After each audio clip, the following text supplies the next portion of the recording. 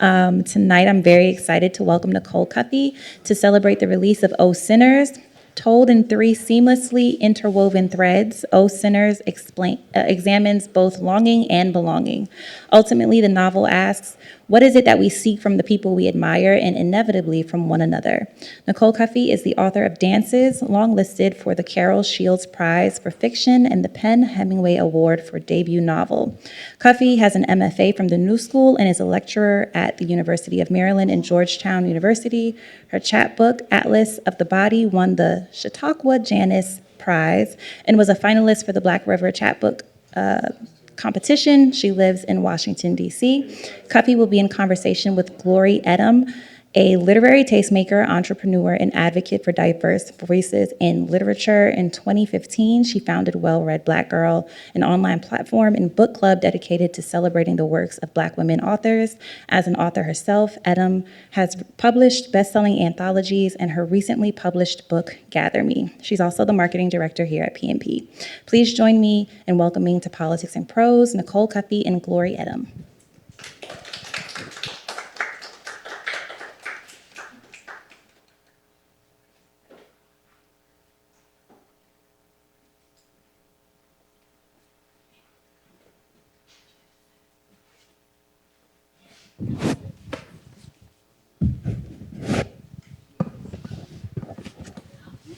Happy Saturday, everyone.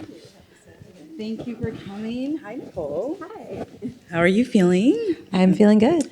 We are going to have a fun conversation. It's going to be informal. I'm going to ask you a lot of off-the-cuff questions because I have a lot of questions about craft and plot and how you put this incredible story together because there's a lot of perspectives, it's suspenseful. We were talking backstage about how it's some people are classifying it as horror, which, there's just like a lot happening. But I'm going to start from the beginning because once I saw this book, especially like the title, it just like kind of hits you. And I think people want to go in a million different directions. Like, what does this mean, O Sinners? Why did you decide on to name it O Sinners? Can you elaborate?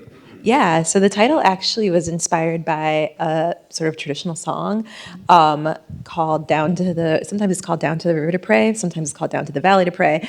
And I had heard the song before, but I came across it again in like immersing myself in all things cult. And there's this movie called The Other Lamb, which is about a cult, and they're like singing that song. And I was like, Oh Sinners is a great title for this book.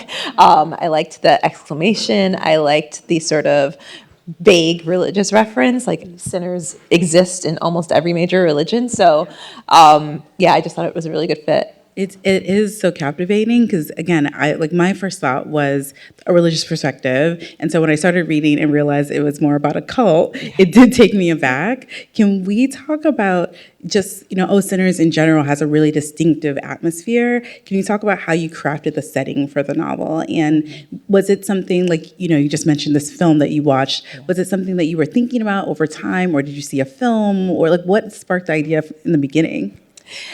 Specifically with the redwoods, which is where the cult has sort of built its base, that kind of came about because I was sort of absorbed in all of these cult documentaries at the time.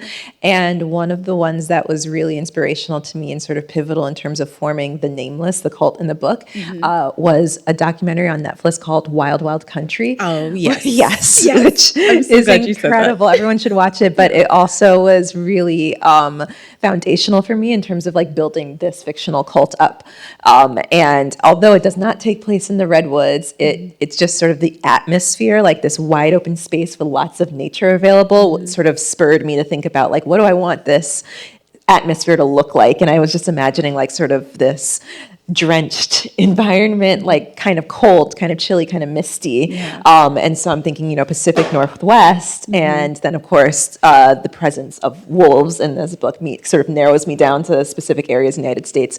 So that helped as well. But I just kind of wanted that sort of misty, kind of cold Pacific Northwest environment. And I just looked to the redwoods because there's a lot of undeveloped land in that Yeah. area. Did you actually go visit by any chance? Did you go? Not in conducting the research for the novel. I've actually only been out to California once, and it was only to San Francisco. Oh my gosh, I'm so surprised because you Yeah. capture the environment so well. It does you. feel like, I mean, I was like, oh, maybe she's native. Like she knows, like she's native California. Not at all. So, all of the characters are richly complex, especially those who join the cult. And then you have so many different environments, from the redwoods, as you mentioned, to Vietnam. There's like all this like back and forth happening. Can you talk about what your process was for developing the characters, particularly Faruq?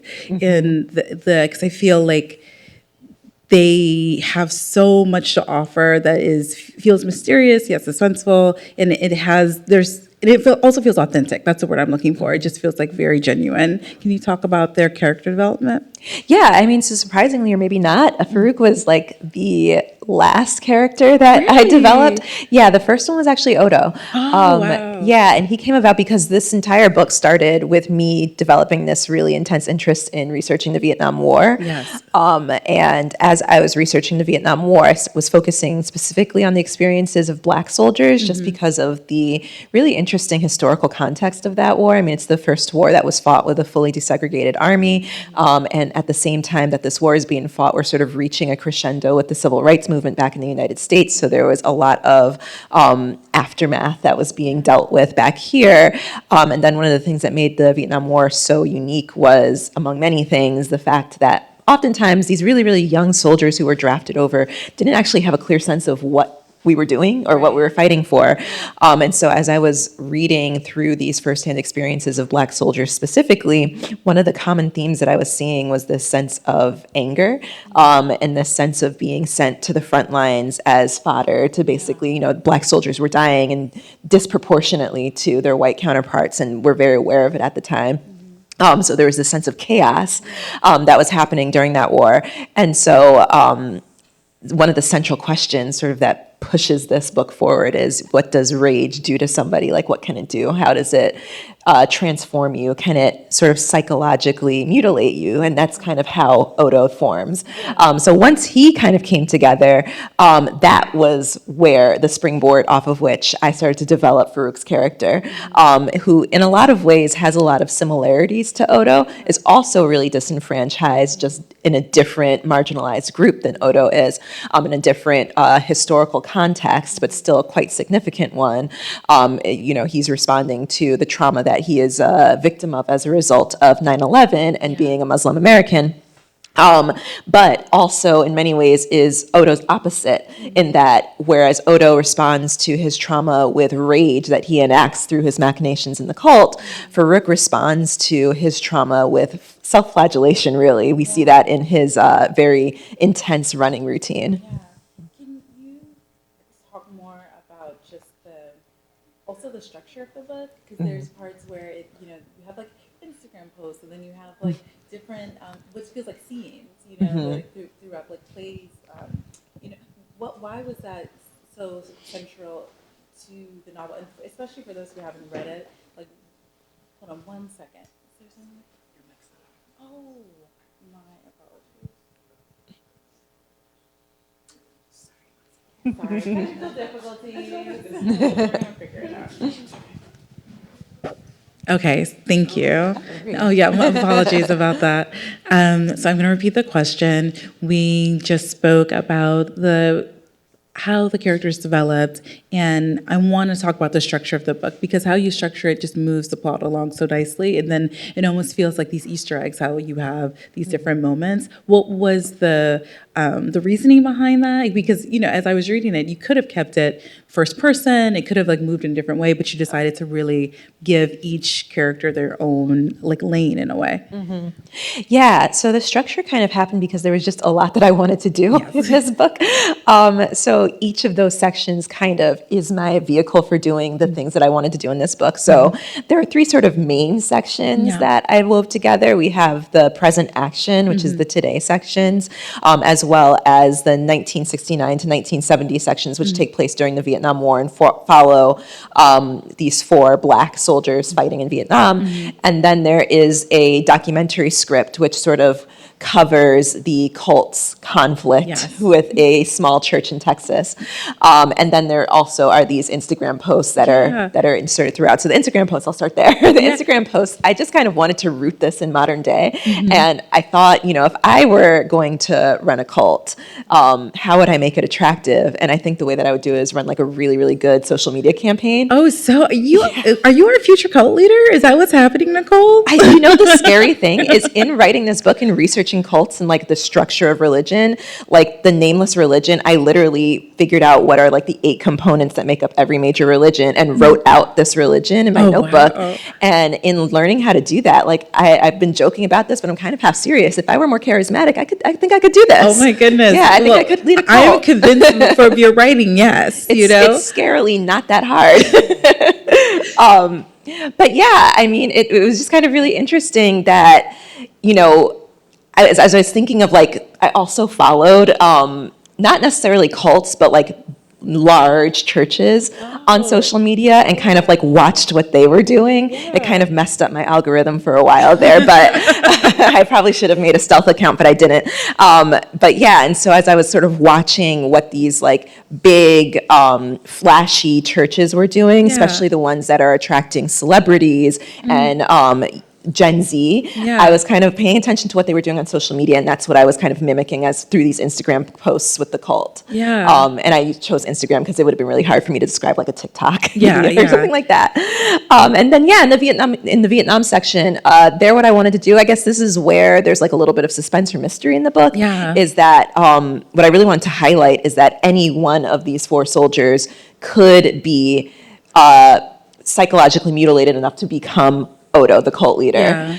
So we don't know which one it is until the end of the book, basically. Because they're not going by their real names the whole time. So that was kind of what I wanted to explore. I wanted to explore sort of both the idea that as much as all of us are susceptible to cults and cult rhetoric, we all think that we are not susceptible, but we absolutely all are. We're all social animals and we're all vulnerable in some area. So they're all seductive.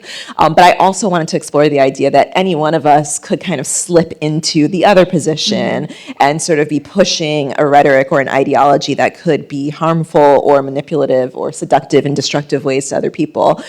So it really was a way through the Today sections and the Vietnam sections to get the reader to occupy both sides of that transaction. We can sort of sit in the role of a follower, but we can also sit in the role of a leader. And then the documentary script, I just kind of wanted more of a bird's eye view. Like, the Vietnamese sections really offer that really intimate portrait of the cult leader. And the present day sections offer a really intimate portrait of this investigative journalist, Faruq, who is very skeptical of the cult.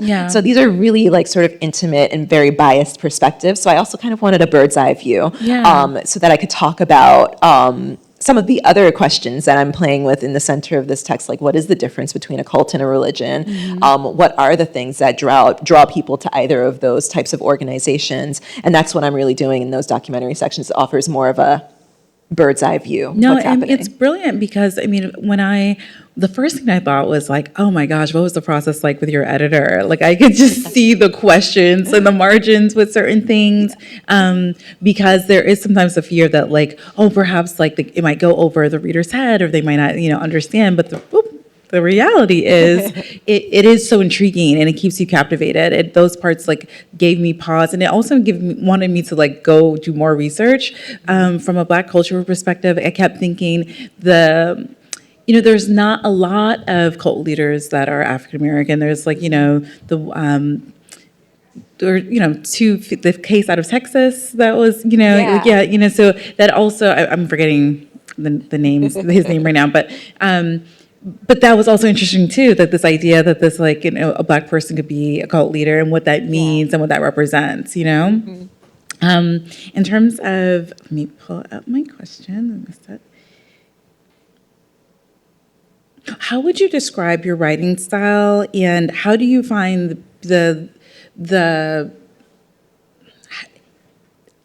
how how do you find the balance between like because it feels very lyrical and beautiful, your writing, the prose it's very touching, but it executes with like a directness. Do you understand what I'm trying to ask? Like, how do you balance that where the language is still beautiful, but you're still holding the reader's attention in a way that they want to follow each character along? You know, because again, you said you're doing a lot with it, but it doesn't. You're able to do it. You execute it very well. Well, thank you. Yeah. I actually don't know how I would describe my writing style, but what I will say is that one of my chief literary influences is Toni Morrison. Nice. And the reason, I was lucky enough, I think, to kind of always know from a really young age that I wanted to be a writer. But it wasn't until I was in about high school that I read Toni Morrison for the first time. I think the first book I read by her was Sula. Yeah. And when I read Sula, it was like transformative for me. I was like, oh, you can do that with language? Yeah. And so I started to really pay attention to what it was that she was doing with language. And one of the things that I really admire about her writing is her specificity. Yeah. She really pays attention to those really small but universal human moments and is able to describe them efficiently. So there's a lot of control over the language, but there's still a lot of beauty. And so that's what I try to do. I try to emulate that specificity in my own writing and just sort of really pay attention to the small pieces of human experience that are universal, but perhaps we don't think about consciously on a day-to-day basis. And sort of bring those to the surface so that we have that line of empathy between reader and these fictional characters. Yeah, I'm so glad. My heart like just jumps every time someone says Toni Morrison, because it is true. You can like study her in a multitude of ways, and it really is about a precision and clarity in her writing. Right. And each time you read it, there's something that new that you bring on. And Sula is like one of my favorite books, so I love that. Can we talk about the symbolism? You know, you are like grappling with like really difficult things like guilt and redemption and morality. Where there are any symbols or metaphors that you deliberately decided to put in the book, or did it come organically as you were writing? Like you're like, oh, this is what I'm trying to get across with this theme.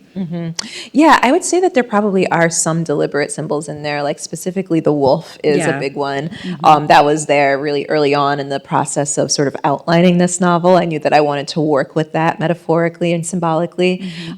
So that was quite deliberate as sort of this, almost, it functions as almost like a phantom. Like I think there's sort of a room to interpret whether the wolf is actually there, whether Odo knows about the wolf, whether Faruq is seeing things. Like there's lots of things to sort of play around with in terms of how we read that wolf.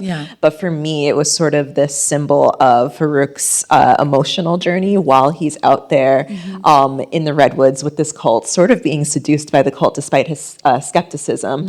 And then, of course, there's also the symbolism of water, which, appears pretty frequently throughout. And I think kind of does more than one thing throughout the book. Sometimes it sort of creates this metaphorical border, like sometimes an emotional border in the book. Sometimes it's like with Faruq specifically, it can be sort of sinister, or it can be a vehicle for memory. For whatever reason, I was leaning towards like the sinister. Like I felt like it was like this, like almost this unspoken. I don't know how to explain it, but like it just felt like a lingering, like, oh no, Yeah. I mean, I think I was sort of playing around with the idea as well of water being sort of a conduit. And, that can be helpful or not, I think. Yeah. Oh, that's awesome. I was, again, really impressed with the pacing of the novel, too. You move between what feels like tension and reflection really well, especially with Faruq's character. Clearly, he was one. I mean, I also, like, I have my journalism hat too, like the way he was moving through the book, I really related to that. And also his skin, like him being very skeptical. I was just like, that's like my nature to be like, none of this is true, Right. But how did you approach structuring the plot to create what feels, again, I keep going back to balance, but did you always know how the story would unfold, and you would at the end reveal who the cult leader was? Was that like a plot device from the beginning for you? Yeah, so I definitely always outline before I start actually writing. Okay. So I actually go through two outlines. First, I start with sort of a basic sketch. It's just like a really rough draft. Like these are the major plot points that I need to happen. this is the beginning, this is the end, and here's what happens in between. And then once that's written out, I kind of go back and create a much more detailed outline, which can be quite long because I'm really kind of writing down everything that I want to happen in each chapter. And so once I'm doing that, I'm really sort of fleshing out. At that point, usually I have character sketches, so my characters are pretty real to me by that point. So at this point, I'm just sort of dropping them into a more detailed plot. So yeah, I did know that I was going to keep the cult leader secret in the Vietnam section until the very end. And yeah, all of the major plot points were pretty much there. It's not set in stone, it's flexible, so I can sort of take things out and move things around if I need to. But yeah, I have a pretty good idea of what I'm going to do before I start actually writing the book. And that I find for me is really helpful as far as pacing is concerned and as far as keeping an appropriate amount of tension throughout the book, because I sort of have this roadmap kind of that I can manipulate and be like, okay, we've been reflective, for instance, for too long. What can we do here? There needs to be another climax in this section. So that I find to be very helpful for my process. Oh, it's amazing. It has a very cinematic feel too. So naturally I felt like if this was, when it becomes a movie or, series, it's like right in line with like White Lotus and like Paradise and all these films that kind of leave you like it was curious, but also very attached to the protagonist's like inner dialogue. Like, the characters have their own amazing and complicated lives, but there's so much happening outside of that. Do you have, just to go on a little bit of a film tangent, are there any things in the work, any options or ideas for making this a film? Or not yet. We're sort of in the very, very early stages of talking about that. But yeah, so far nothing's happening. Okay. It's moving. Can we do some casting a little bit? Okay. Yeah. Okay, yeah. I might be really bad at this, but let's try it. Yeah. So who do you think? Let's do the soldiers first. Okay. I of course, because I just mentioned Paradise. I love Sterling. I do love Sterling. Yeah. Who would Sterling be? Let's think. Sterling's too old to be any of the soldiers. I know. What if we make him younger? Like a pretend. Okay, Michael B. Jordan. No. No. Oh my gosh. Okay, you got to tell me. Who do you think? That was such an adamant no. Who are you thinking?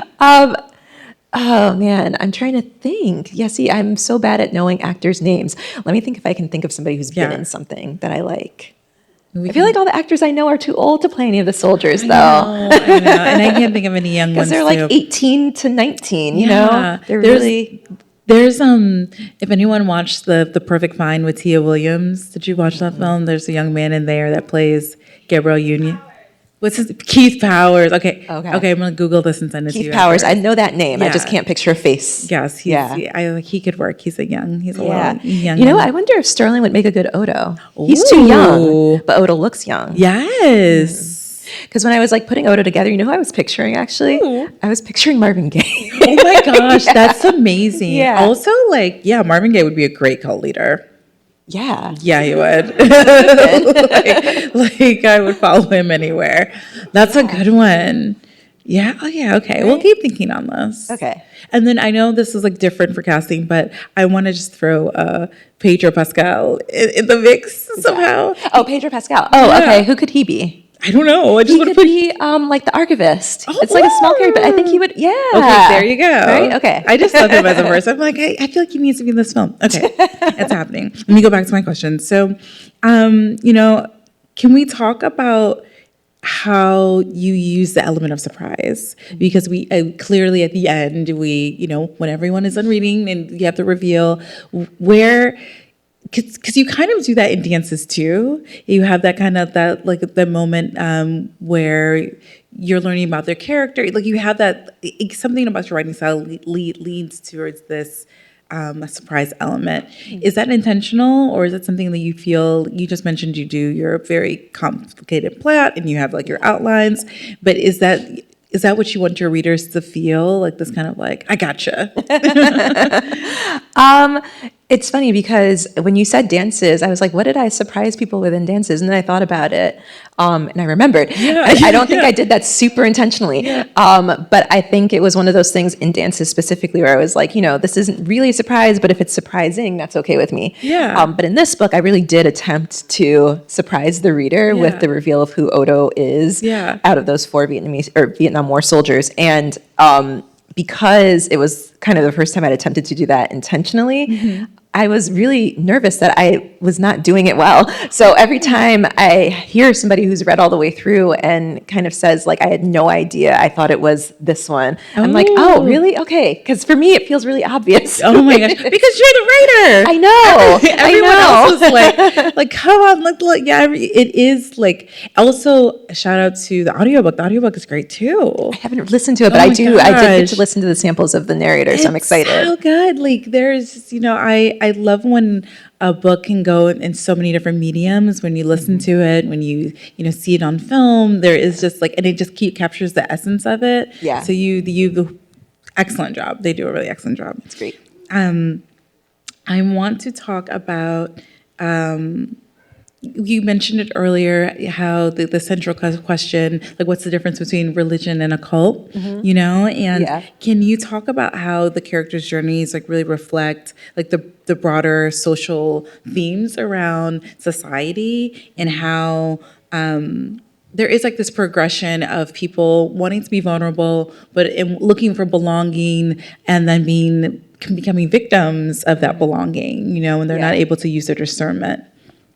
Yeah, I mean, I think one of the things that makes the nameless sorry. I think one of the things that makes the nameless so seductive is the fact that what it's saying it's doing sounds like a good thing. Like it sounds like a good thing for them to be trying to make the world a better place, to it's borrowing from a lot of major religions, but sort of rebranding things. So they've sort of taken the idea of detachment, for instance, from Buddhism, but like rebranded it as something else, as like combating distortion.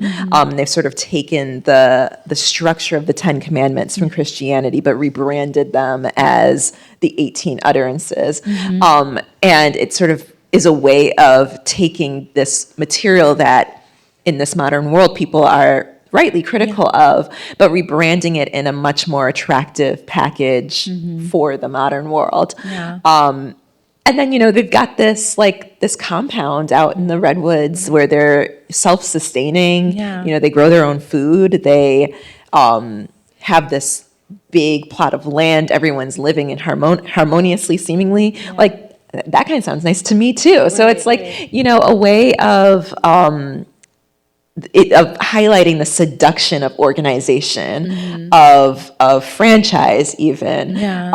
But the problem is that in a cult, all of the power goes to one person or one very small group of people, and it's very easily corrupted and distorted, which is what happens with the nameless. So it's sort of highlighting the dangers of doing that. But as you sort of look at that corruptibility in the cult, I would hope it sort of begs the question of corruptibility in organized religion as well. Because it kind of has the same problem where the goal or the philosophy behind religion is, or I'm using religion very broadly here, but I'm talking about like the major religions, is attractive. Like these are good things. But the problem is not so much in the religion itself, but in the structure that's implemented as a result of following that religion, where we maybe in some cases give a lot of power to a very small group of people, or even sometimes extremist factions of religions to one person, which is just a very corruptible structure, and it leads to damage a lot of the time. Oh yeah, absolutely. And I thought it was also interesting that she decided to call them the nameless. There's some examples in the book where that again it feels very provocative, and like it seems like, oh, again, this is something I might want to be a part of, but the reality is, it's, as you mentioned, there's corruption, there's abuse happening. So why the nameless? How'd you land on that? I think it sort of speaks to the deceptiveness of the cult, because they're calling themselves the nameless, like this cult has no name, but it does have a name. It's the nameless. And they're saying, oh, we're not a religion, but they absolutely are a religion, right? They follow a religious structure. They have a philosophy and a cosmology and a theology, like all of those things that religions do have. So the nameless is sort of this ironic nod to the fact that the cult lies constantly. Like it's a group with no name, but it does have a name. Right. That means it's so clever. I also wanted to ask you just about well, just the emotional journeys for you as a writer, but also like the reader, because if as the parts that I was like crying or being like, what is happening? You feel kind of like discombobulated. How was it like for you in terms of writing? And did you feel that kind of like untethering when there were difficult things to write? Because they're not easy subjects, and there is this little, emotional part of the writing process in general, even when you're calculated with it. How do you take care of yourself and like stay focused when you're writing about difficult topics or about, this, not say mental health, but, the things that are like a little bit toxic? I think that in researching and writing, I've gotten very good at compartmentalizing. Yeah. So like in researching the Vietnam War in particular, like I definitely exposed myself to things that were really, really difficult to sit with and kind of traumatizing, actually. Like some of the stuff was like really awful to look at and to read about and to hear about. But I just kind of approach, like when I'm writing and when I'm researching, it's almost like I enter into this nearly clinical space where I'm able to take in this stuff, but not take it with me once I step away. So when I was writing the Vietnam War sections, like one of the things that I always tell students to do when writing is to practice the art of over empathizing with your characters, because that's how you get a character that feels like a real person. And so the Vietnam War sections in particular are really difficult because I was kind of really trying to put myself in the shoes of these soldiers, but these soldiers are going through horrible things. And so I would just take a little break, I would write those sections. It's written sequentially, so I would be done with that section and then have a little break before the next Vietnam section came up. When you say tell your students to overemphasize, what is the practice of that? Like really emotionally trying to think like what would they do, how they would respond, who their family is. Is that what you mean? Yeah, I mean that, one of the things I say to my students a lot is that one of the things that is the work of a writer is to really be so observant that you can almost imagine yourself as this person. So you're over empathizing. You are trying to see the world through someone else's perspective, even if that perspective is one that doesn't feel comfortable to you, one that is maybe even abhorrent to you, or one that you simply don't hold or don't agree with. Like one of the things that I tried to the Vietnam War sections are they have an omniscient narrator. So there were times where I was really trying to write from the perspective of like a racist white person. And that's not a perspective that I identify with or like. But if I wanted those characters to feel real, then I had to kind of really sit there and try to imagine like what's fueling them, what's pushing them forward, what do they feel like? And so that can be really difficult, and I think it can be really tough, especially when you're writing about hard things. So you just take a little break. I mean, I really like that perspective of like what fuels the character, what drives a person to make decisions or become a cult leader. It doesn't seem like most people wake up and and then do that. But if you are trying to, as you said, overemphasize, you can see their reasoning. You can almost find a logic to it, even if it doesn't make sense to yourself. And I mean, and I think one of the things that's really helpful when trying to do that is just remembering that whatever someone's perspective is, it makes perfect sense to them. Right? Like no one is the villain in their own story. So whatever their viewpoints are, whatever it's like to move as them through the world, like to them, it makes sense. It's good and it's right. So trying to find how it could be good and right, you have to take yourself out of it and really try and figure out why they think they're good and right.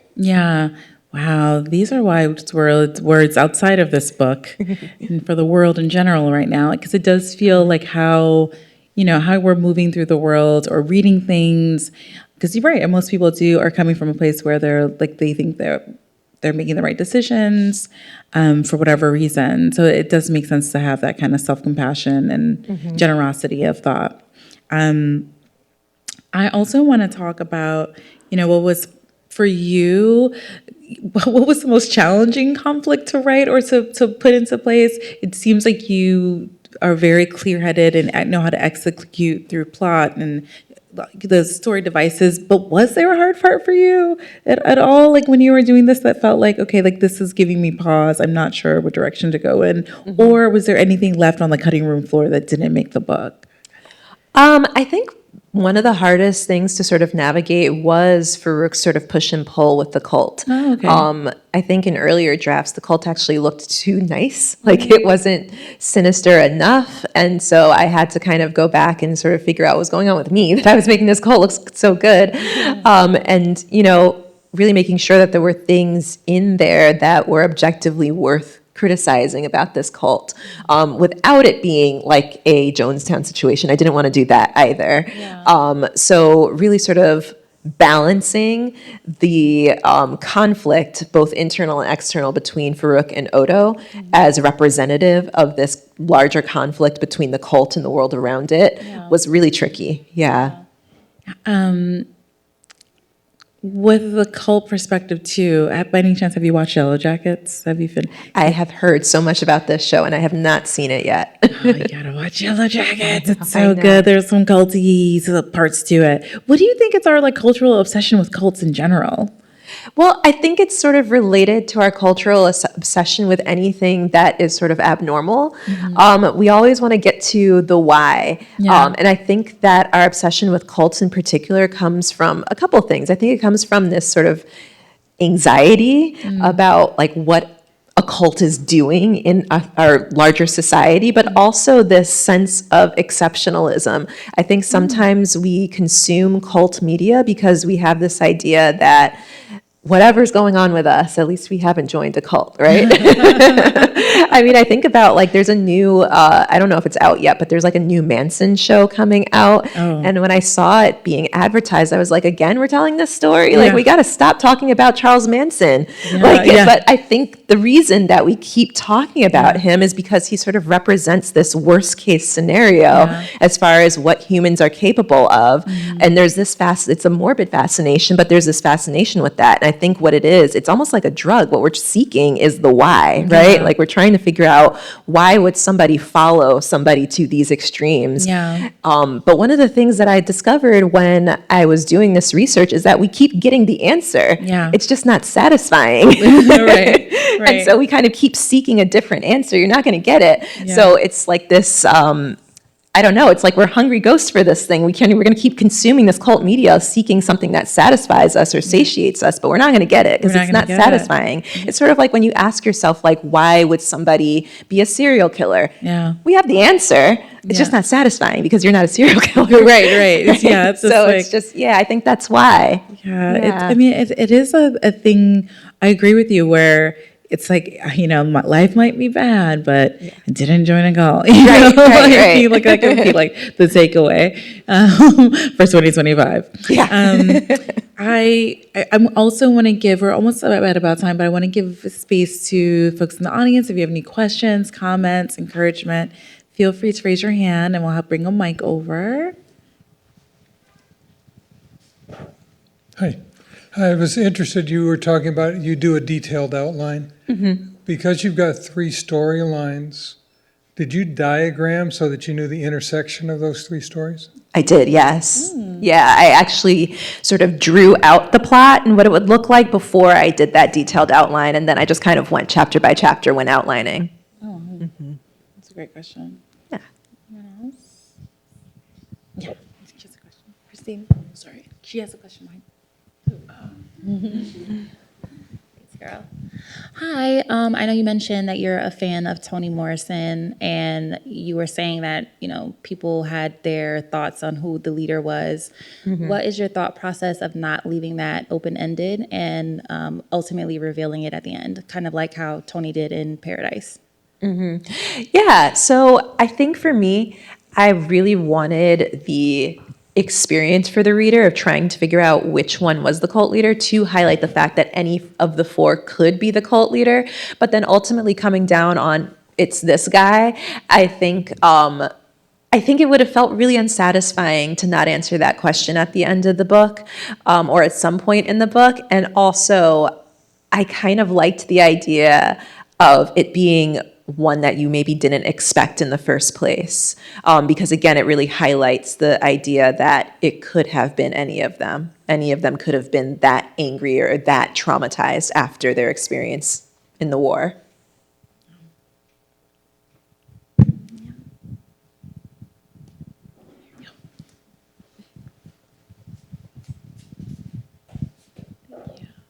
I'm so excited to read this book, and I was curious because you do so much research as part of your writing process.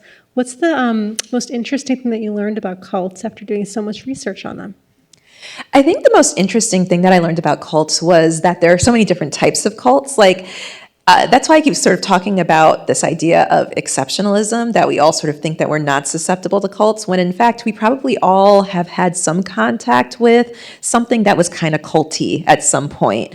There are lots of different types of cults. The ones that we tend to focus on are what are called destructive cults, the ones that lead to people harming themselves, harming others. But a cult does not have to be that. Sometimes they don't lead to any kind of physical harm. They can lead to financial harm. They can lead to psychological harm more often than not. And they don't necessarily have to be led by this one charismatic guy. It can be like an organization. Like I think there's a argument to be made that certain retail organizations are cults, right? So, I mean, all of us probably do have some affiliation or experience with something that is cult-like, or at least cult rhetoric, but we're not recognizing it as such because when we think of cult, we think of something really destructive and extreme. So I think that was really interesting for me to sort of delve into when I was doing that detailed research. Thank you. Thank you.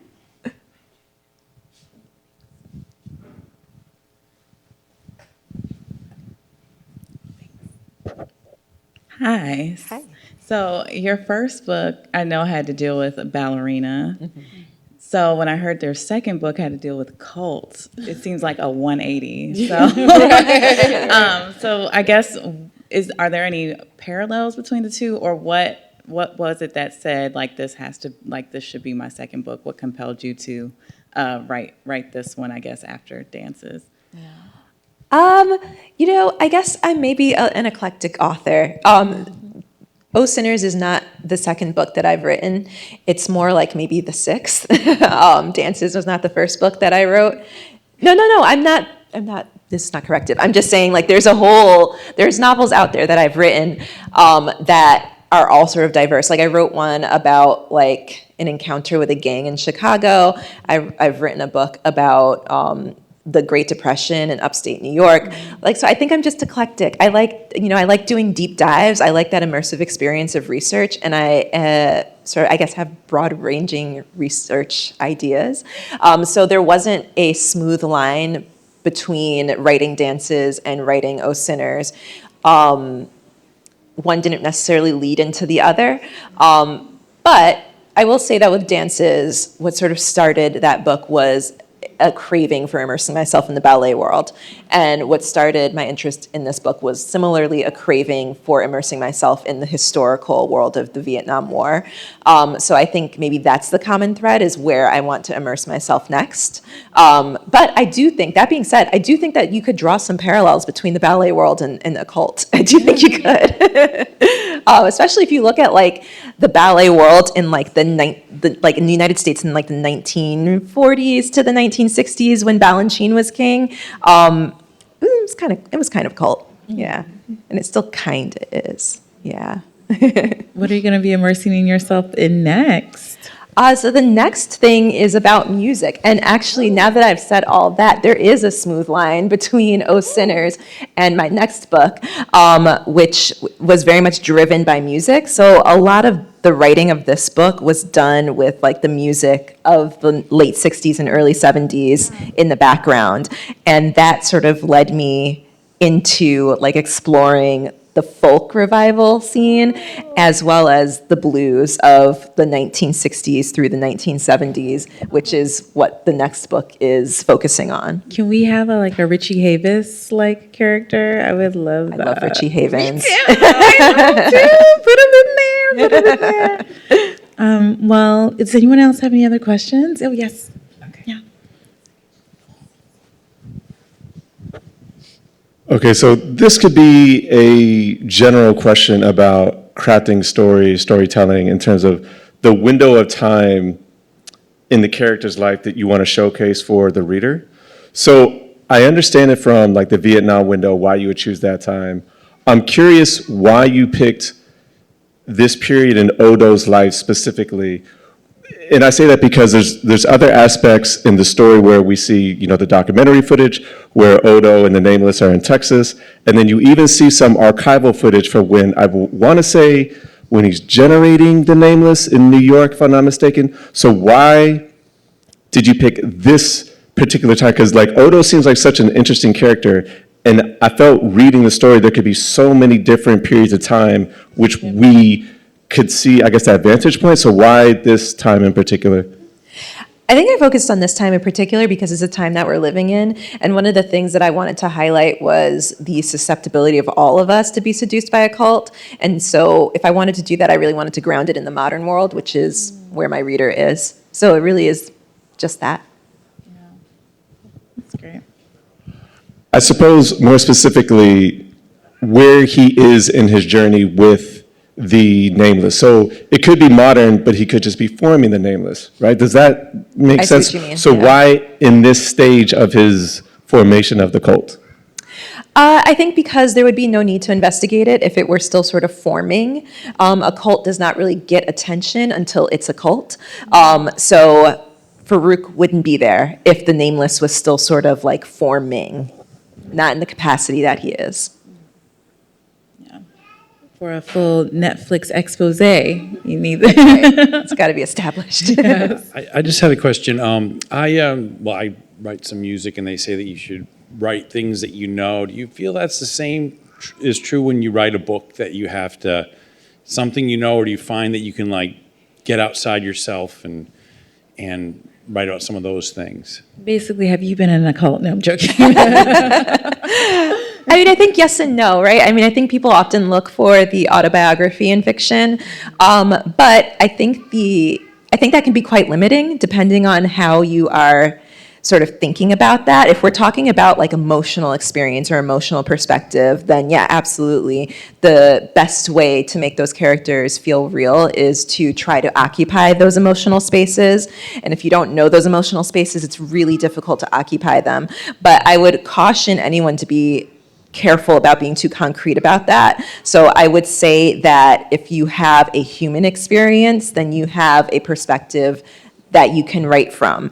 But once you start saying things like, well, if you haven't fought in the Vietnam War, which I have not, then you can't write from the perspective of a soldier fighting from the Vietnam War. I find that quite limiting. It is fiction. And fiction, I think, at its core is an act of radical imagination.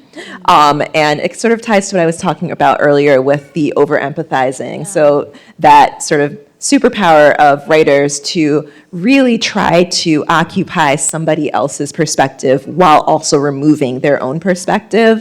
And I think that really is what radical imagination is about. I think once we remove that from fiction or from art in general, then we have art that just loses its imagination and therefore is not as interesting anymore. I do think that there are better ways to do it than others. I think that if you're going to write from a perspective that is very different from your own, you owe careful research to the reader. And perhaps you owe like seeking primary sources to the reader. But at the same time, I wouldn't say that I think that write what you know is a useful piece of advice, but I do think that we have to talk about what that means a lot more before we just kind of throw that out there. Yeah. We have time for one more. Okay. Well, thank you, Nicole. Thank you. Your writing's superb, and we can't wait to watch this on Netflix or Hulu. We know it's coming. Hopefully. Yeah. Okay, great. Let's give our guests a round of applause.